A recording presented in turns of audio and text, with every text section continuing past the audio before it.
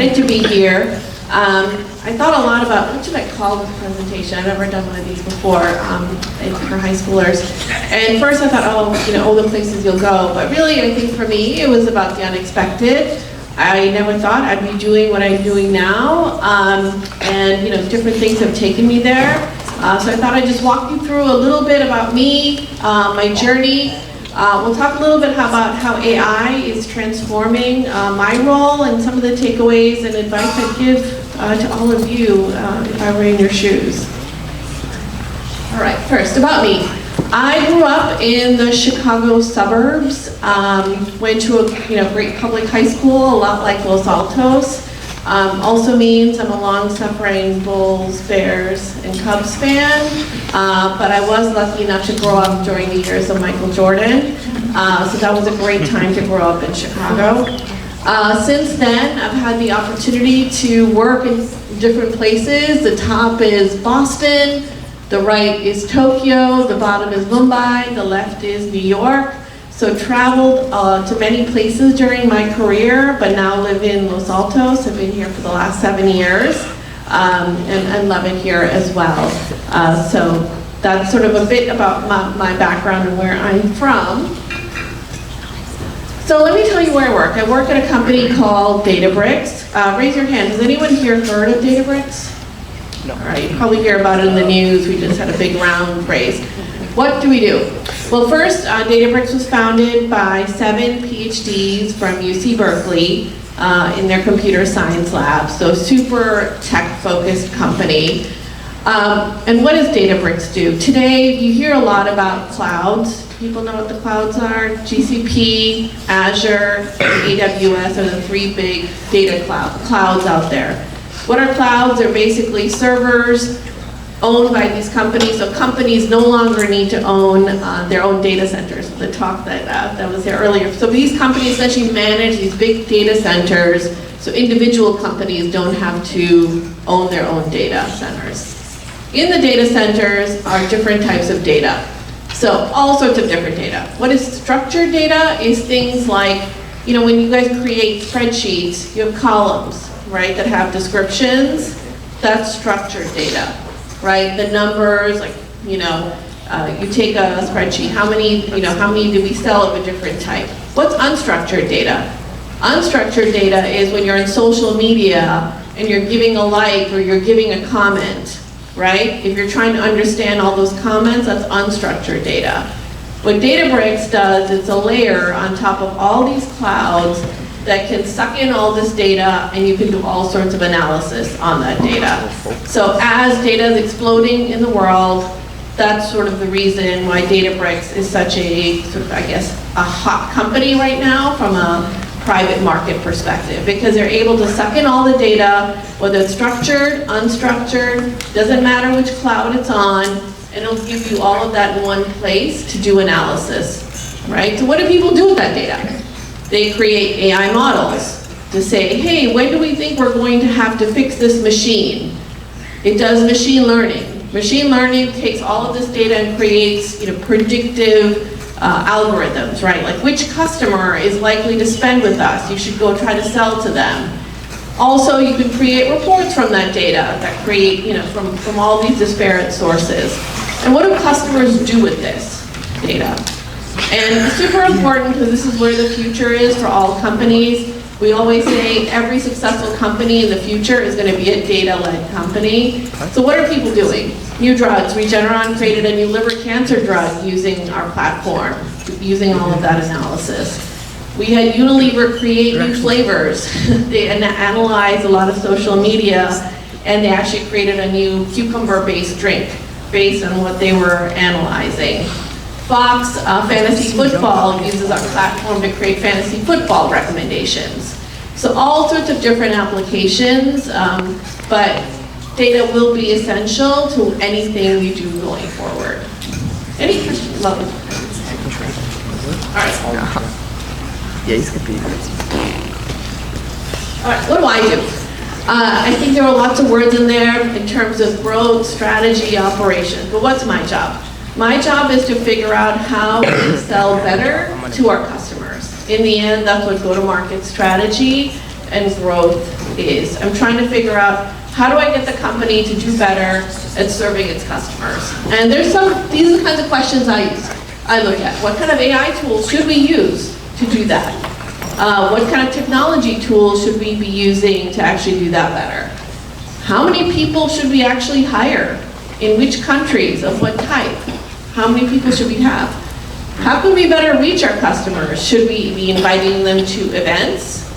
Should we be emailing them? Should we be calling them? Should we be sending them some kind of material? But how do we actually reach out to all these customers globally in the most efficient way? The third is, what challenges do we have with customers? I work a lot with our product team as we're thinking about how to sell better. What kind of issues are customers actually having with our product?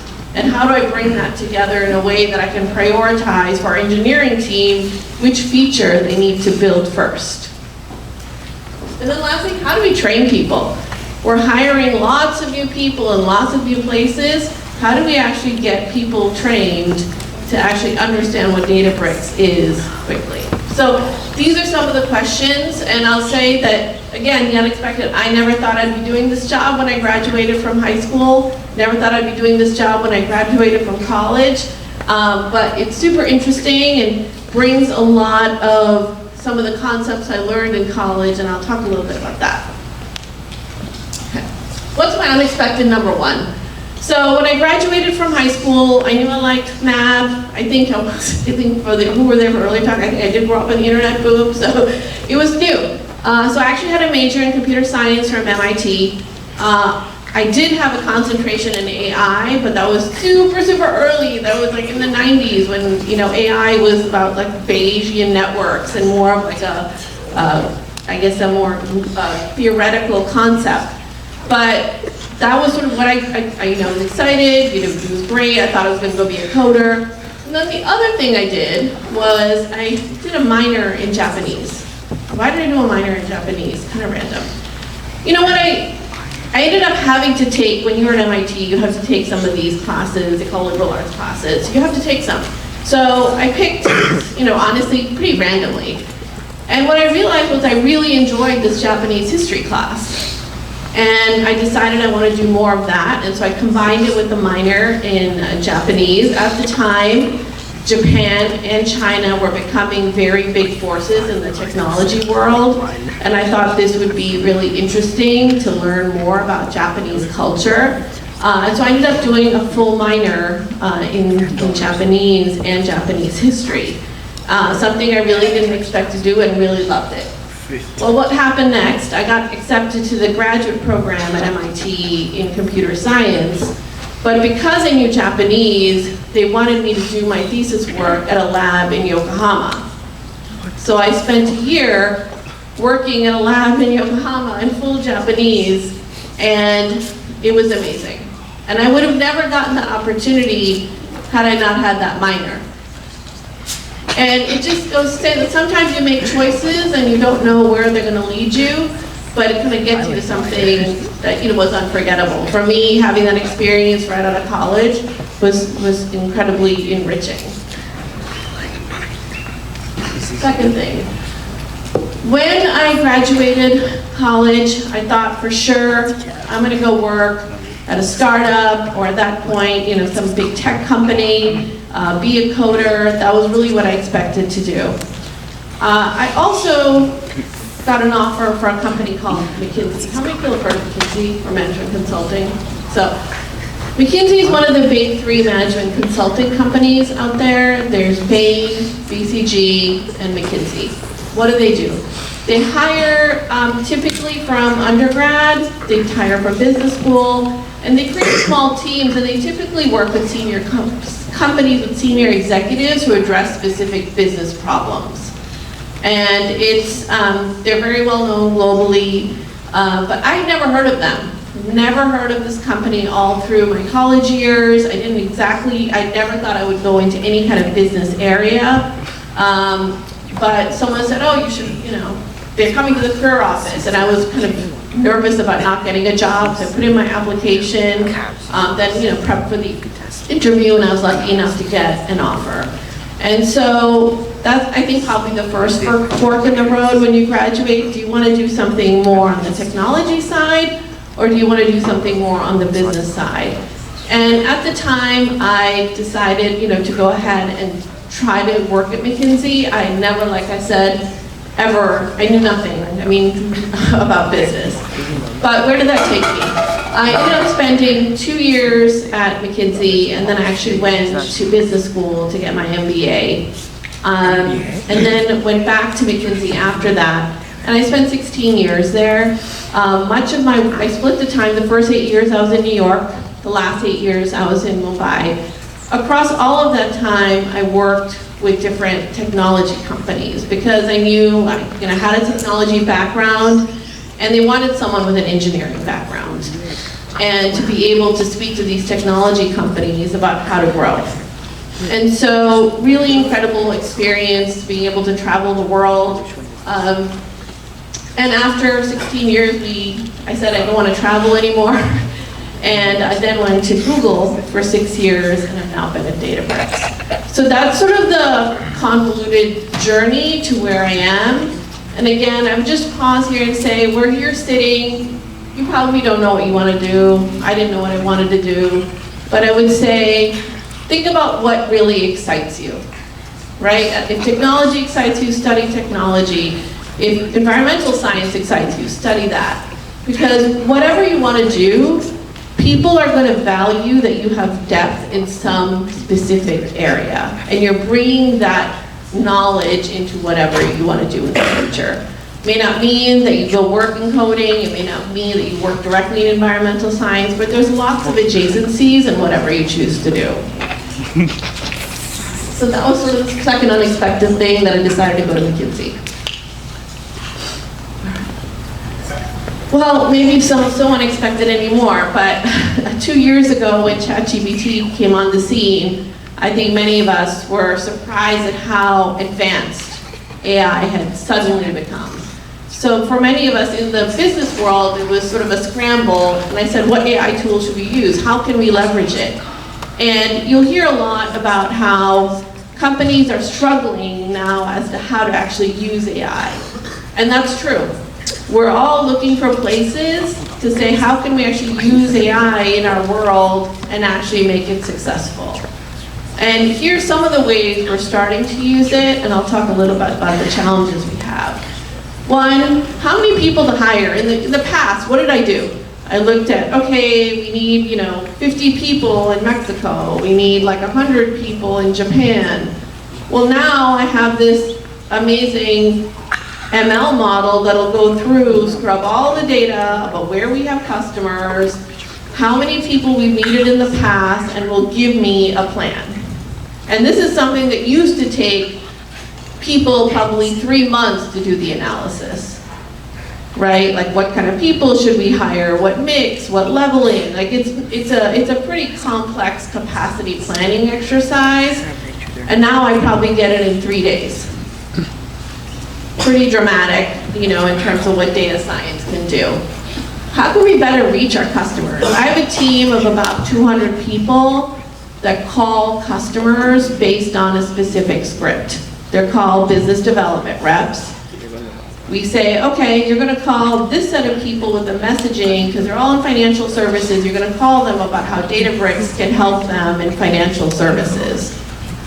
Well, what we just started now is virtual agents.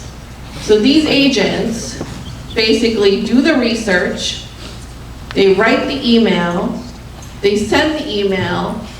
When the person responds, they write back to the customer, and no person has been in the loop. So for our next 100 business development reps, we're hiring agents. So that's a pretty dramatic way in which AI is also coming into the enterprise. In some cases, instead of people, we're actually hiring agents. The third one, what challenges do we have with customers? So the way I used to do it, or the way we used to do it, is we'd interview a lot of the people who used to work with customers, and we'd say, tell us what the priorities are, tell us what challenges you're having. and we collect it all, and then we do some analysis on it, prioritize it. Again, super time consuming. Well, now I've got software that listens in every meeting, in every call, in every interaction with a customer. And what that does, it takes all that, and that gives me a monthly summary on product priorities based on that call. So it's listening all the time, it's summarizing all the time, it's prioritizing. So that's another way sort of transforming what we do. And then another thing, training, and by the way, it's actually available for everybody. We have now an agent, like if you say, hey, I'm gonna go see a customer in retail, and I wanna get prepped for that conversation. They'll create a virtual avatar of that customer, and you can practice with that customer before going into the meeting. And it'll ask you questions, you have to respond, and then it'll grade you. It'll say, hey, you could have said this at this time. You could have brought up this product. So it will real-time role play with you. And by the way, that's available for everybody if they want to practice presentations. I've used it to say, okay, how do I prep for like a senior meeting? So like these kinds of things are going to dramatically change the way business is done over the next 10 years. Forget 10, probably the next 3 years, right? Because we're already seeing things in the last 6 months that we have never changed in the last 5 years. So super dramatic change in how businesses are done. What's hard? What's hard about this kind of transformation? One, lots of people are scared about whether they're going to lose their job. That's a real, and whether there will be jobs, right, for entry-level people. That's one thing that is hard right now. We're trying to figure out what's that right balance. I think the second thing that's hard is lots of people need new skills. Like if you're managing people and now you're managing people and agents, that's a different skill for all the managers out there to get skilled up in AI. And number 3, we're doing lots of experiments and sometimes it just doesn't work. We're like, hey, this AI sent this really weird email to a customer that's not working. How do we make sure it doesn't say something offensive or hallucinate or creates risk for us as a business? And how do we contain that kind of risk? So lots of challenges as we go through, but I would say we are at a moment, and we're seeing it, where AI is going to dramatically change how businesses are run. And I don't know if you heard Sam Altman said, hey, I think there's going to be one day, was it $100 million company run by 3 people, something like that. Well, I don't know how fast that's going to happen, but we're already seeing like $30 million companies run by 2 people. Because it's just a few people and then they're using all of these tools to scale up. So I would just say dramatic change in the way business is done.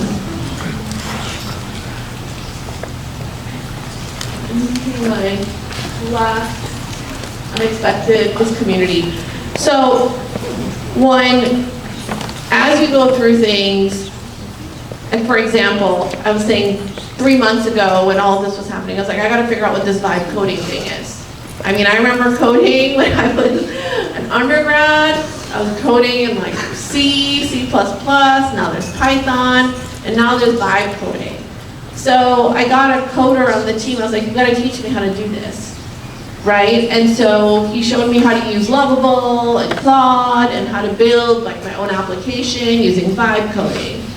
And then I talked to somebody else and like explained to me how I would code my own data science algorithms. So community is important, obviously, for the sense of community. But as you go through things and you go through your decision making and your career, it gets important for learning because they're going to teach you so much. And at my point in my life, my mentors are all younger than me at this point, right? Like they know way more about what's happening than my peers. And so I would just say when you think about community, there's obviously the personal aspect of community, but there's also how do you learn from people and making sure that you've got people in different spheres to help you grow. That maybe some takeaways, and I'll open it up for questions. So my advice is always, I think at this point, everybody's probably like, hey, we're gonna do the economics, the computer science, or the data science. I'm sure many of you are thinking about that as majors. Whatever it is, I always do the interesting minor, right? I think whatever you're thinking about from a college perspective, always find time to do something super interesting. You never know where it's gonna take you, and you learn about something completely different. So that's my first thing. You never know what's going to take you. STEM does take you everywhere you want to go. And it's not because you need to work in STEM, but 100% people love the problem-solving skills that you get. And that could be math, it could be computer science, it could be data science, it could be environmental science, it could be mechanical engineering. There's like a wide range of that. But everybody now loves the problem-solving skills that comes with those majors. Because whether you're doing that as a career or not, it just shows you can break down a problem. Learning never stops, and I think that's just gonna accelerate. I'm doing my data science certification now on the weekends. I think with every year, there's just more and more things that are changing quickly. So I would just say it's a very dynamic world out there. And if you're not, I'm sure all of you are super familiar with ChatGPT and all those tools, get even more familiar and learn as much as you can about what those tools are and how to use them. And then, the community is super important. You're gonna fail the test, fail the job interview. I've done all those things, right? And you have to learn a new skill. And that's really what will see you through. With that, that's kind of my talk. Happy to answer questions, and I'll open it up. Okay, I'll try to talk without the microphone. But are you more of an advocate for taking broader subjects like computer science or economics when you're studying in university, or taking more narrow data science, business analytics? What would you advocate for? Well, I have a son who just started at Berkeley, so he was just asking me a similar question. I think, truthfully, I'd probably if you're not sure, it's probably good to do a combo of something business and something technical. Could be economics and data science. One could be a minor, one could be a major. You could do computer science and economics. You could do computer science and, even a business major. So I would just say if you're not sure, I would do some combination of STEM and liberal arts. That's probably my...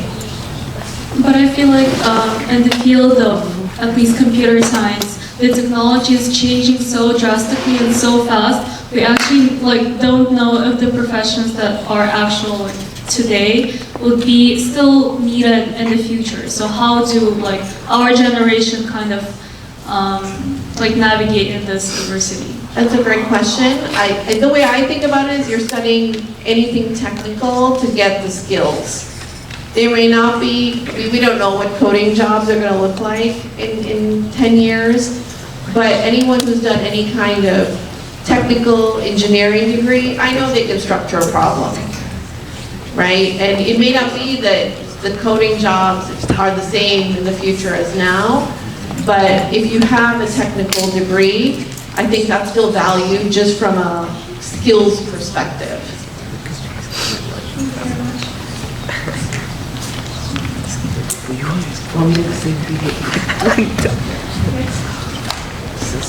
Okay, other questions?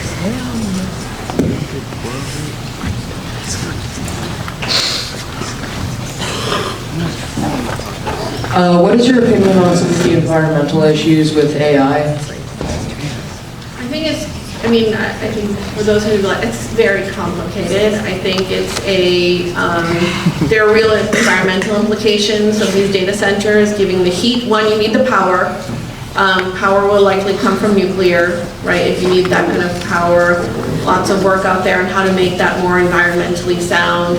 There are real water demands for those who were in the last talk. I would not call myself at all an expert, but on that. I did work on environmental issues when I was at McKinsey. I helped prepare for Copenhagen. For what it's worth, I do think there are still real opportunities to reduce emissions. Personally, I believe that. And I think this will be one of the big engineering challenges of the next 10 years is to make these like 300 gigawatts of data center power that they're going to build environmentally sound.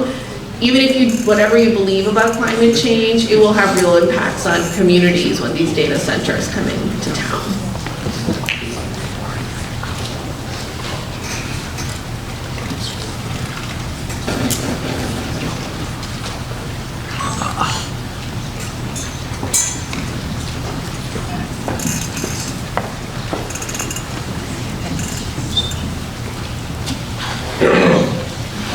How would you strike a balance of having humans do the work and when AI does the work?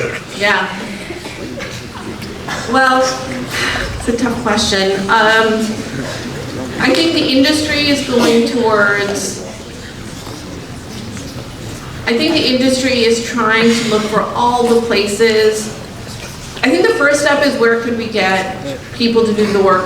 Everyone can do the work faster, better, right? It's sort of, you guys don't remember this, but I remember when Excel became like the first big shift and people were like, what is this? And it's like, if you didn't know it, you just couldn't function in the business world. And that's how AI is going to be, I think, over the next couple of years. If you don't know how, like the expectations on speed have gone up dramatically. Like what used to take weeks should take days. So one, everyone is gonna have to do that. And if you don't, it's going to be hard to get hired, is my theory. Like, it's like, you know, I don't know how to do something super basic in ChatGPT and Claude and Gemini. That's gonna be part of actually getting any job. I do think people are looking for all the places that things can be taken out. It doesn't mean you're not gonna stop hiring. We're not stopping hiring, we're just hiring different roles. Right? Because we reduce roles in one place, it means we have more time to hire engineers to build our products. We have more time we need like some people to actually configure all these agents. So in all of these shifts, what I find is that the real shift is that it's not necessarily overall hiring comes down, it's the skills of the people you hire that changes. That's really my observation. Yeah. So how do we know that like this whole AI industry isn't just like a bubble that's going to burst though, like the .com bubble? I wish I knew. I would be investing better if I knew. I think that, look, I think data for sure. We know that data is increasing at a rapid rate. We're going to have to manage the data. No matter what you do, people are going to create ML and AI models. Whether it's a bubble from an investor perspective, that's a different question. But for sure it's going to continue to grow because you're seeing real benefits from using the technology. I think that's a good question. I have a question.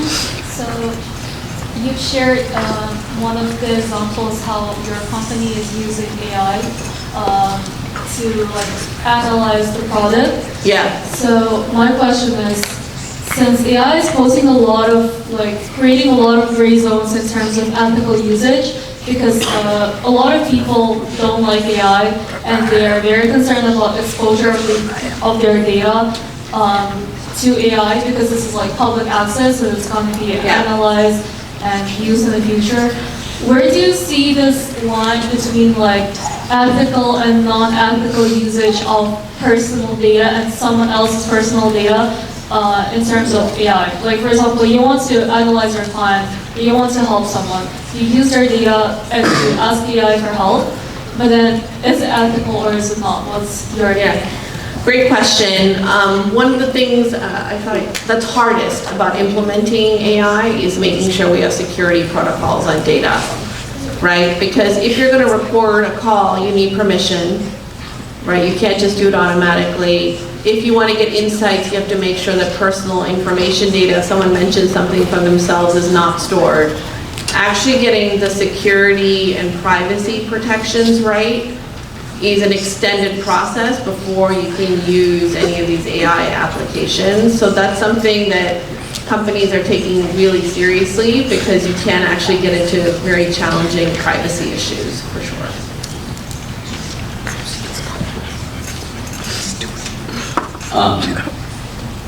So, assuming that like AI, the be-all end-all is that it'll overtake all of our jobs and replace humans as a whole. And we're not quite there yet, but AI has already kind of like undermined humanitarian weaknesses. So like, think about machine learning and social media and other engagement platforms. And where am I going with this? Kind of building on the last question, what types of data collection do you think are ethical, and what types of data collection do you think should be restricted? Well, I don't believe you should own your own data, I guess, number one. I think we all should have ownership, like separate from like what I do for a living. I think we should all be able to opt in to data collection, right? That's what GDPR is in Europe. That's regulation that says everybody needs to be able to own their own data. We don't have that regulation in the United States, by the way, so I think that's one open question from a policy perspective, is how do we think about that? And AI is, you know, honestly, it's a question then about how much should all of these AI engines also be able to scrape data, like from the New York Times, without paying for that data. So there's personal data and there's also company data. And then in specific applications, like I said, you have to be really careful about not collecting personal identifiable data. That is regulation. So, you know, hopefully, you know, companies have to continue to adhere to those guidelines that you just can't collect without permission. You can't get identifiable data ever. So. If they do, is there ever a punishment?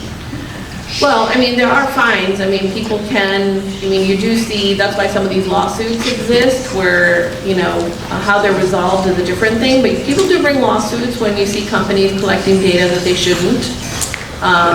But I think the other challenge that we continue to have as an industry is security breaches, right? We're constantly trying to stay ahead because, you know, the security breaches continue to happen. I'm pretty convinced that most of our data is out there in some dark web somewhere, given all, you know, I think all of the breaches. So I think we all have to be thoughtful about what kind of digital footprint we want out there, because that is another big risk.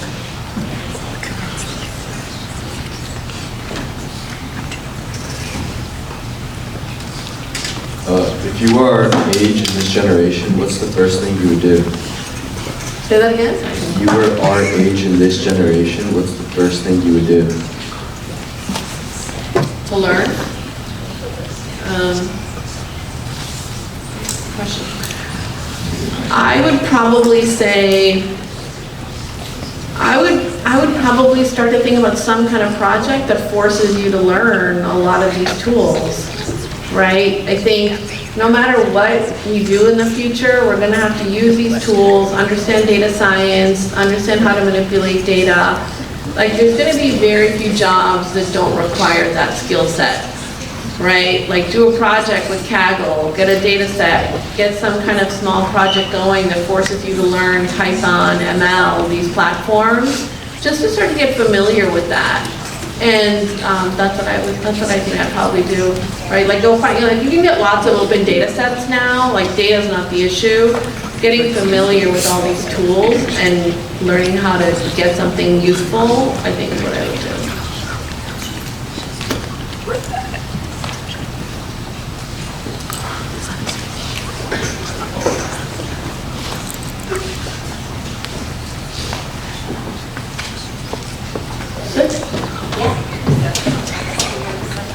Yeah, thank you so much. Let's thank our speaker one more time.